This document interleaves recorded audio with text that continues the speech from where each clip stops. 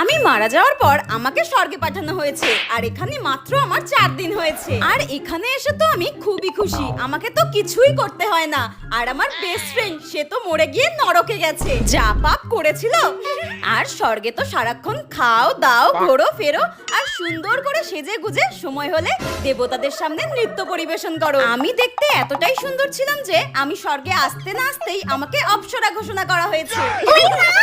একদিন আমি স্বর্গে ঘোরাঘুরি করছিলাম আর হঠাৎই আমার মনটা খুব খারাপ লাগছিল যে আমি মারা গিয়েছি মাত্র 4 দিন হলো। আমার বোনটা নিশ্চয়ই আমার জন্য খুব কান্নাকাটি করছে, একবার দেখি উপর থেকে ও কি করছে।